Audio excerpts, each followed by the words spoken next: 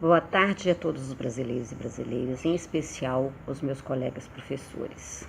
Hoje é um dia especial porque nós tomamos as ruas do Brasil para dizer da importância dos professores no processo democrático do país. Nós que sempre participamos efetivamente da constituição da escola e da constituição da nossa profissão, vamos dizer ao país, mais uma vez, a importância do nosso trabalho, a importância em todos os sentidos. Gostaria de lembrar que a educação elementar, ela foi sempre feita pelos professores, em especial pelas professoras deste país, as mulheres, que efetivamente neste momento de reforma, nós mulheres estamos sendo atingidas no nosso cerne, né? Sabemos o tão complexo que é a nossa profissão e o quão, ao longo da história, a nossa profissão foi se tornando uma profissão feminina. Então, nós não podemos negar que o professorado, nestes últimos 200 anos, contribuiu efetivamente para a constituição do Brasil enquanto uma sociedade escolarizada e, obviamente, nós contribuímos para que todas as pessoas deste país pudessem ter acesso à escola e esse acesso como cidadão. Então, nós estamos lutando como professores há muito tempo, não pelos nossos interesses, mas pelo interesse da sociedade, em que essa sociedade se torne mais igualitária, democrática, com qualidade para todos. Então, neste momento, a gente tem vivido um momento complicado em que os políticos, à mercê das discussões que foram feitas até agora e sem considerar os aspectos pessoais e humanos de cada profissão, estão aprovando essa PEC aí, a 289.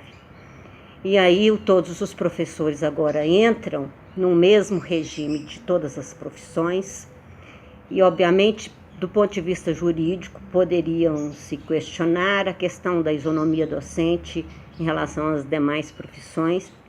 Entretanto, nós sabemos do impacto pedagógico que representa a questão de um professor permanecer ao longo de sua vida numa sala de aula e nem pensar que poderá ter o prêmio da aposentadoria. Em pesquisas recentes, nós temos visto a relação direta na vida do profissional, da vida pessoal do professor, ligado à produção, a sua produção epistemológica, né, e o seu trabalho no ensinar. Nós sabemos, né, que o professor brasileiro, ele enfrenta uma série de fatores desfavoráveis quando ele entra na sala de aula. Ele tem que dobrar a carga horária para ter um salário melhor, ele enfrenta a indisciplina dos alunos, ele enfrenta a pressão dos pais, da sociedade, ele enfrenta turmas superlotadas, ele enfrenta violência física e psicológica e, diria, uma ausência do poder público e político no sentido de dar a este professor a formação continuada, que é essencial para que ele faça uma pedagogia inovadora. E isso recai efetivamente na qualidade da educação que fazemos. Então, o que isso resulta? Isso resulta num quadro de desgaste físico e emocional, agravado pelas condições precárias que nós temos quando assumimos uma jornada complementar para aumentar a nossa renda e uma carga de trabalho que se amplia quando chegamos na nossa casa. Somos mulheres, né? E à medida em que a gente acumula o tempo do magistério, obviamente, eu digo que como professora, eu tenho muito a ensinar ainda. Mas, obviamente, nós temos a sensação de cansaço e baixo reconhecimento social. O que acontece com isso é que muitos abandonam a carreira docente, convivem com as frustrações e as doenças crônicas, né, da saúde que vai acontecendo. Todos sabem da doença que acomete o professor, que é a síndrome de Burnout, que é uma síndrome de esgotamento emocional. Então, a gente tem os estudos mostrando que em cada 6 professores, 10 professores, né, entre aspas, se sentem queimados, como se refere a uma pesquisa espanhola, mostrando assim que os problemas afetam diretamente esse professor que adoece e vai diminuir e aumentar o baixo desempenho desse professor, obviamente. Isso quer dizer que a gente, ao ficar mais velho, fica um pior professor, não.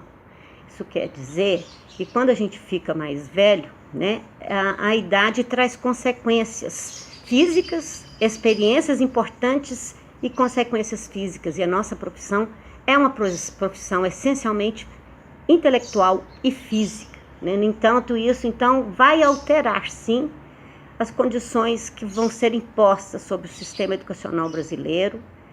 E, obviamente, nós vamos ter um problema grave, que é como nós vamos renovar a nossa profissão com esses prêmios que o governo está nos dando negativamente. Do ponto de vista, nós vamos ter um impacto no aprendizado dos alunos e um impacto na renovação docente, para encorajar, como é que nós vamos encorajar nossos jovens a escolherem esta admirável profissão.